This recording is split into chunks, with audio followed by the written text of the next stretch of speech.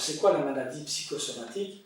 C'est un ulcère nerveux, ou une gastrite nerveuse, trop de salive, trop peu de salive.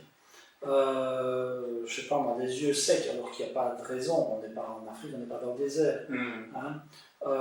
Hypersudation, des tas de pathologies, diarrhée, constipation, tout ce qui est sur le système digestif, le système locomoteur, des gens qui d'un coup ont mal partout. Enfin, il y a tellement de maladies psychosomatiques, mais en fait, si on doit les résumer, une maladie psychosomatique, pas toujours, on ne peut pas non plus, c'est pas parole d'évangile, et on n'est pas toujours à 100% dans ce cadre-là, mais en général, une maladie psychosomatique, c'est un dérèglement neurovégétatif.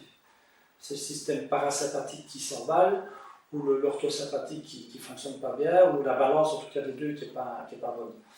Alors, en quelques mots, le système parasympathique, orthosympathique, voilà. Ça correspond à quoi? Alors, le parasympathique, il y a un grand nerf qui vient du crâne, qui est le nerf vague, qui sort ici, on en a parlé tout à l'heure avec le bébé, qui rentre dans la gorge, qui rentre dans le thorax, qui commande cœur, poumon, estomac, foie, intestin. L'intestin jusqu'ici, jusqu'aux iliomyènes. Ça veut dire qu'à partir de ces deux nerfs, gauche et droit, on a toute la fonction parasympathique. Parasympathique, en général, c'est ce qui ralentit, en général. Et l'orthosympathique, c'est ce qui accélère. L'orthosympathique, ça part de D2, vertèbre dorsale jusqu'au deuxième lombaire. Et c'est des nerfs à chaque niveau qui vont émerger et qui vont aller aux organes. Donc le nerf vague, il va au cœur, il y a des branches qui vont au cœur, et de la quatrième dorsale, il y a des branches orthosympathiques qui vont au cœur. Ortho qui accélère, para qui ralentit. C'est toujours donc c'est une balance, ouais. C'est très vulgarisé. Oui, bien sûr. On pourrait rentrer dans les détails. Donc un ralentit, l'autre accélère, et ça donne l'équilibre. Voilà. Si un des deux ne fonctionne pas bien, ou les deux, on est parti pour des pathologies. Et au départ, le cardiologue vous dira, écoutez, il n'y a pas de pathologie, il n'y a pas de valvule qui est détériorée, les artères coronaires ne sont pas bouchées, mais c'est au lieu de tête, flaque, ce sont des zones bien déterminées au niveau du cœur. L'impulsion ne passe pas bien, il y a une arythmie, mais bon, on donne un bêta-bloquant, et comme ça coupe justement l'effet du nerf. Certains médicaments vont bloquer certaines actions, alors qu'il suffirait pas de bloquer l'action parasite, mais de déparasiter au niveau du blocage. Voilà, c'est ce qu'on fait en ostéopathie, et c'est là qu'on rééquilibre le système neurovégétatif. Le corps et les émotions ne font qu'un, et des émotions positives vont pouvoir parfois améliorer un état de santé. Parfois, on entend dire, tu as été chez l'ostéopathe, tu avais mal, ah oui c'est vrai, il t'a fait craquer, et tu vas mieux. Mais ça, c'est l'effet placebo. Et quand c'est dit avec tellement de négativité et tellement péjoratif, alors moi, je dirais l'effet placebo, c'est extraordinaire. Ça veut dire qu'on a pu créer chez l'individu un état qui a permis à son cerveau de couper la douleur, de se désinformer de la douleur, de reprendre le cours des choses de la vie naturellement, sans aucun effet chimique, inducteur, quoi que ce soit. On a pu, en rétablissant un équilibre dans son corps, rétablir un équilibre dans toute la chimie de son corps. Parce que l'effet placebo, c'est un effet endogène, c'est interne, et c'est le cerveau qui va produire des endorphines, ou les hormones du bonheur, du bien-être, et qui va permettre de calmer tout son problème et toutes les douleurs inhérentes à ce problème.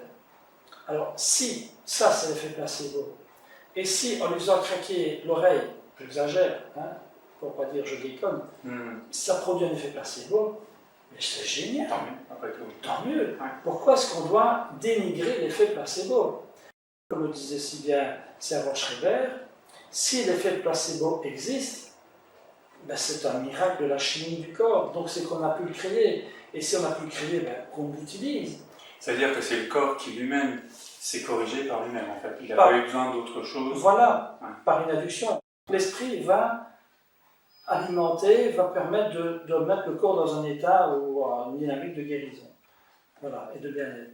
Alors, on peut le faire par l'effet placebo ici, sur le médicament, mais on peut aussi amener un effet placebo quand on met un patient dans un état de confiance, parce qu'on coupe la douleur, parce qu'on agit sur la douleur, et qu'on arrive à l'inhiber parce qu'on a trouvé d'où elle provenait et qu'on peut gérer le problème mécaniquement, et on peut le laisser évacuer cette douleur, et en même temps les émotions qui vont avec la douleur, ou les émotions qui créent la douleur, dans un sens comme dans l'autre, et puis quand on a rétabli le calme la paix, l'antalgie, hein, donc pas de douleur chez le patient, ben, il se sent bien et puis il retrouve une plénitude et puis il va vers son homéostasie, vers son auto-guérison. Hein, l'auto-guérison, c'est quoi l'auto-guérison? On n'est jamais guéri. De toute façon, la guérison totale, c'est à la fin. Hein. On est tous amenés à mourir. Alors, mourir guéri, c'est un peu frustrant, quelque part. Mais, moi je dis qu'il faut donner de la vie au temps, plutôt que de donner du temps à la vie. Vivre jusqu'à 95 ans malade et mal dans sa peau est moins plaisant que de vivre 85 ans heureux, en bon état et dans la plénitude de ses moyens. Et tant qu'on est vivant, donnons un maximum de possibilités à ce corps pour qu'il puisse fonctionner correctement et pour qu'il puisse être en équilibre. Moi je dis toujours, moi je me sens immortel et pour le moment ça se passe bien. Hein? Voilà, mais on va tous mourir un jour et plus on vieillit, plus on se rapproche de la date fatidique ou du moment. On est quand même des systèmes finalement à obsolescence programmée, hein? À part que la programmation on ne la connaît pas. Hein, et qu'elle est un peu aléatoire, on va à un moment donné s'arrêter de fonctionner. Et c'est injuste. C'est pas injuste pour celui qui part, c'est injuste pour ceux qui restent, parce qu'on a toujours envie de garder la personne qu'on aime, et quand on n'a plus, ben, il y a un manque, il y a la sensation de vide, il y a quelque chose de bizarre. Les émotions, comme le manque, peuvent avoir à un moment donné un impact très viscéral, justement, et très physique, et très tissulaire. Et c'est à travers toute cette prise en charge justement du patient dans son entièreté, tant structurelle qu'émotionnelle, qu'on va avoir une action tellement complète qu'on va arriver à régler pas mal de problèmes. Et ça, c'est vraiment quelque chose d'intéressant.